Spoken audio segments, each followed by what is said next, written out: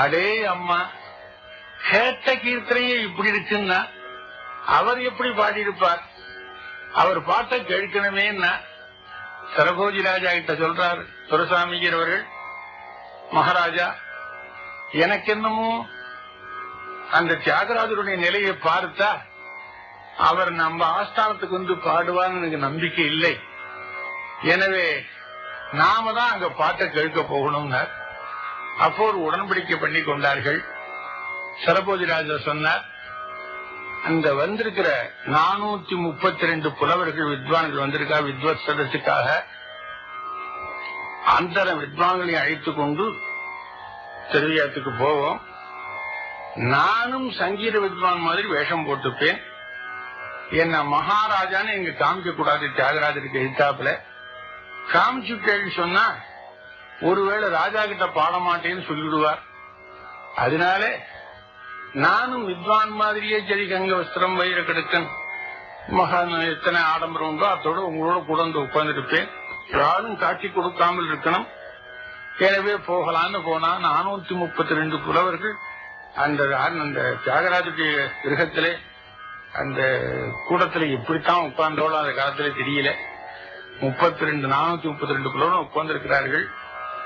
ஜப்பியேசன், அதாவது தியாகராஜருடைய தமையனார், தியாகராஜா உன் பாட்டை கேட்கறதுக்காக தஞ்சாவூர்ல இருந்து மகாவித்வான்கள்லாம் வந்திருக்காருன்னா அவளை உபச்சாரம் பண்ணும்போது அதை வந்துடுறேன்னார். அப்போ ஜப்பியேசன் பார்த்து ஒரு வித்வான் சொல்றார், நான் ஷட்கால கோவிந்தமாரார்னு பேரு, திருவனந்தபுரத்திலிருந்து வந்திருக்கேன்.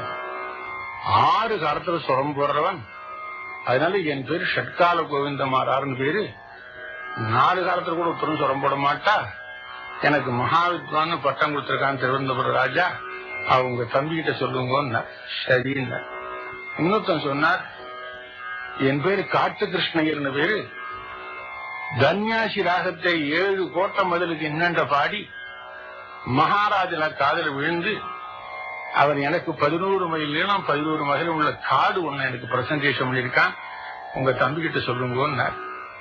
இன்னொருத்தர் சொன்னார், பொப்பிலி கேசவையான்னு ஒருத்தர் பத்மராகன்னு ஒரு ராகத்தை பாடினேன், தங்கத்தினால தாமரை எனக்கு மாலை போட்டிருக்கான், உங்க தம்பி தியாகராஜத்தை சொல்லுங்க. அந்த நேரத்துல ஹேமதத்தன் ஒரு மகா பண்டிதன் காசியிலிருந்து வந்திருக்கான். அவன் ஒரு ராகத்தை பாடினா உடம்பு அரிக்குமாம், இன்னொரு ராகத்தை பாடினா உடம்பு சொரிஞ்சு கொடுக்குமாம். அப்பேற்பட்ட வந்திருக்கேன், உங்க தம்பி கிட்ட சொல்லுங்கன்னா 72 மேலகர்த்தாவிலையும் ஒருவன் பல்லவி பாடியிருக்கேன், அதனால 72 மரகத மாலையை மகாராஜா கொடுத்திருக்கான்னு ஒருத்தன் காமிச்சான். இதெல்லாம் எழுதிக்கின்றார் தியாகராஜருடைய அண்ணா.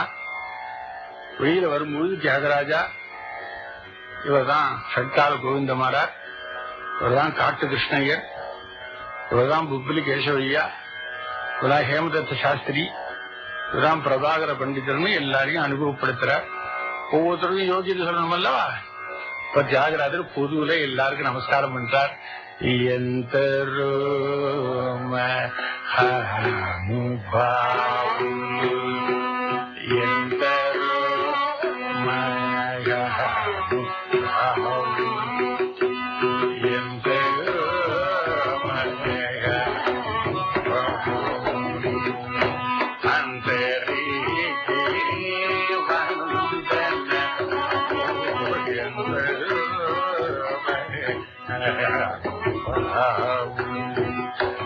சந்துரு வதனோனி சந்துரு வதனோனி சந்துரு வதனோனி அந்தய சந்தமூல ஸ்ரீதய அரவிந்தமூல ஜுஜி பிரம்மா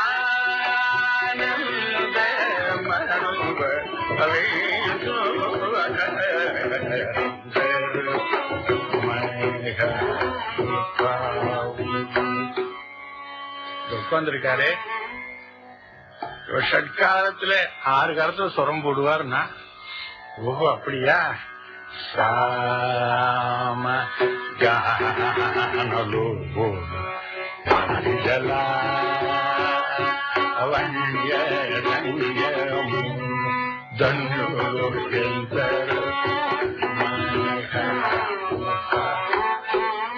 இது என்ன அர்த்தம்னா, ஸ்ரீ ராமச்சந்திரமூர்த்தி சாமகால லோலனே தவிர ஷட்கால லோலன் இல்லை. சாம காலோ மனசிஜலா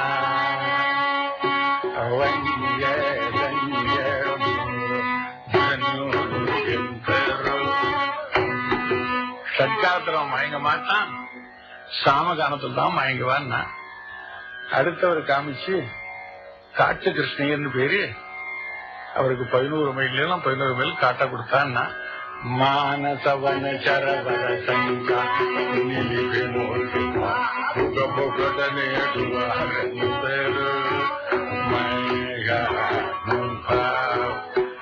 மானசவன மனங்கிற காட்டிலே வர சஞ்சாரமு நிலிபி மூர்த்தி பாகுக பொகட நேடுவாரு.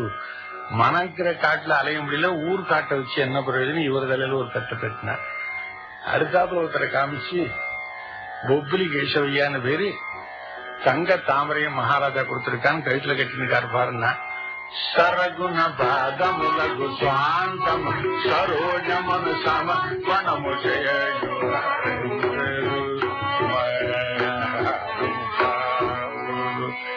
சரகுண சீக்கிரமாக பாதமுலகு பாதத்திலே சமர்ப்ப அந்தமுன தனக்கு சொந்தமா இருக்கிற ஹிருதயம் என்கிற தாமரையை பகவானிடத்துல சமர்ப்பணம் பண்ணாமல் இன்னொரு தாமரை பூ கட்டிண்டு என்ன பிரயோஜனம்னு சொல்லி இவர் தலைவர் போட்டார். இந்த கீர்த்தனத்திலே இந்த வந்திருக்கிற வித்வான்கள் அத்தனை பேருடைய ஒவ்வொரு குணங்களையும் சொல்லி அவள் அப்படி கூடாது இப்படி கூடாதுன்னு மறைமுகமாக தாக்கி அவளுக்கு புத்தி சொல்ற கீர்த்தனை. இந்த எந்தரோ மகானுபவ கீர்த்தனைக்கு மாத்திரம் தனியா ஒரு நாள் சொல்லணும்.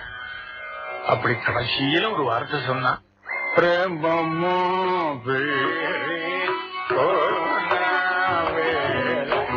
நாமமோ தலை ராம தூரேன ஜாகராஜ